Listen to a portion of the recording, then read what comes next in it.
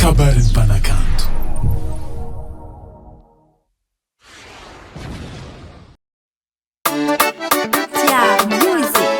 Ermjah, hey, aflenta musique.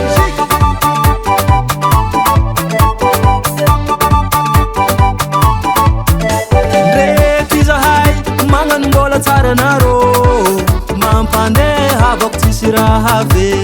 Tamin'ny tagny zahay naharegny fa maty rakoto, za mba nisanala helo amizay nahazo anazy. Fa zay ty avilavy tre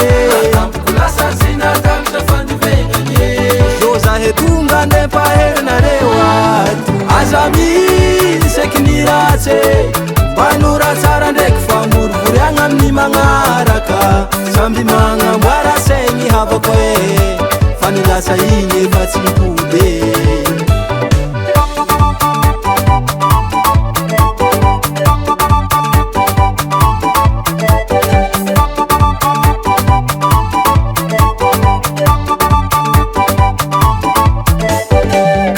Zany zahay ato nitondra vola paratareto mba totobato amin'ny maty.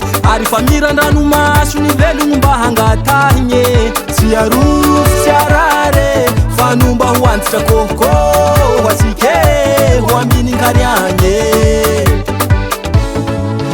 Aza Misy eky ny Ratsy, mpanora tsara ndraiky fa morivoriagna amin'ny magnaraka. Samby magnamboara saigny havako fa ny lasa igny efa tsy mipody.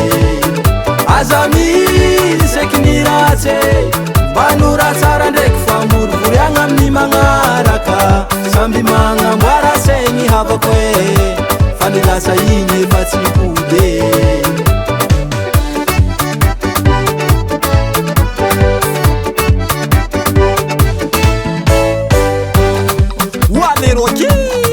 Ndraiky sakinona andetsy ndrasa volagna rô, finamanagna atsika zay nifampihinagna ny masaka sy ny manta. Tsy nampoiziko nade regninao nada amy rary nofinakatatato tsara vantana nefa maty rakoto.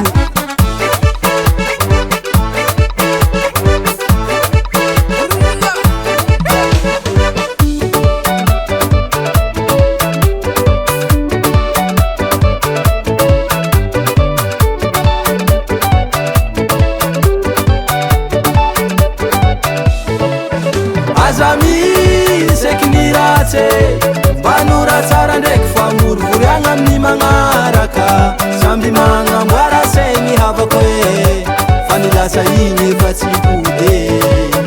Aza Misy eky ny Ratsy, mpanora tsara ndraiky fa morivoriagna amin'ny magnaraka. Samby magnamboara saigny havako fa ny lasa igny efa tsy mipody.